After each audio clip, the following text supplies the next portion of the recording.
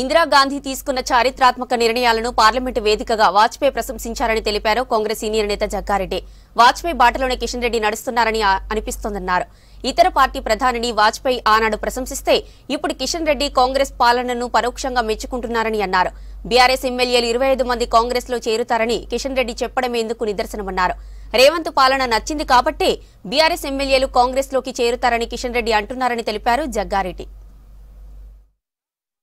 కిషన్ రెడ్డి గారు కూడా అటల్ బిహారీ వాజ్పేయి గారి యొక్క బాటలో పనిచేస్తున్నట్టుగా కనబడ్డది. నిన్న వారి స్టేట్మెంట్ చూస్తే, కిషన్ రెడ్డి గారి స్టేట్మెంట్ చూస్తే, అటల్ బిహారీ వాజ్పేయి గారు ఏదన్నా ఒక అధికార పార్టీ ఒక మంచి పని జరిగితే, ఇది ఈయన అపోజిషన్ పార్టీ లీడర్గా వాజ్పేయి గారు ప్రభుత్వంలో ఎదురు పార్టీ వాళ్ళు ఉన్నా కూడా ప్రధానమంత్రిని ప్రశంసించే ఒక గుణాలు అటల్ బిహారీ వాజ్పేయి గారికి ఉన్నాయి.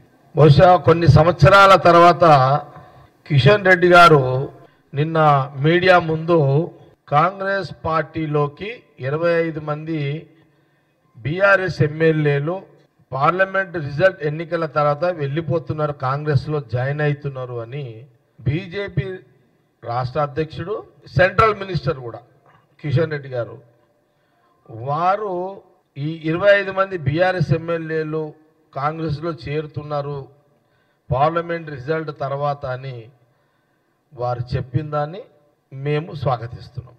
చాలా సంతోషంగా వారి స్టేట్మెంట్ని మేము స్వాగతిస్తున్నాం. కిషన్ రెడ్డి గారి స్టేట్మెంట్ అంటే కిషన్ రెడ్డి గారు మాటల్లో ఏం కనబడ్డదంటే, మాకు ఈ 25 మంది బీఆర్ఎస్ ఎమ్మెల్యేలు కాంగ్రెస్లో చేరుతారు అని చెప్పిండు అని అంటే దాని యొక్క ముఖ్య ఉద్దేశం ఏంటంటే, ఈ 5 నెలల కాంగ్రెస్ గవర్నమెంట్ తెలంగాణలో మంచి పరిపాలన అందించింది కాబట్టి అందుకే 25 మంది ఎమ్మెల్యేలు కాంగ్రెస్లో జాయిన్ అవుతారని చెప్పినట్టుగానే కాంగ్రెస్ పార్టీ భావిస్తున్నది. ఈయన కూడా మధ్యలో కిషన్ రెడ్డి గారు, మన లక్ష్మణ్ గారు ఎంపీ గారు కూడా ఇచ్చిర్రు, ఖచ్చితంగా ఏదో చేస్తాం, అది చేస్తాం, నరుకుతాం, గిరుకుతాం కాంగ్రెస్ గవర్నమెంట్ అని అన్నారు.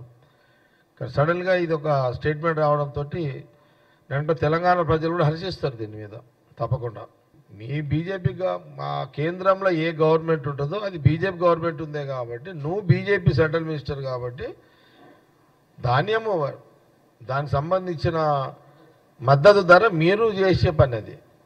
దాన్ని మీరు కన్ఫ్యూజ్ అయిపోయి రాష్ట్రంలో రకరకాలుగా రైతులను కన్ఫ్యూజ్ చేయొద్దు అనేది కాంగ్రెస్ పార్టీ మీడియా ద్వారా కిషన్ రెడ్డి గారిని కోరడం జరుగుతుంది.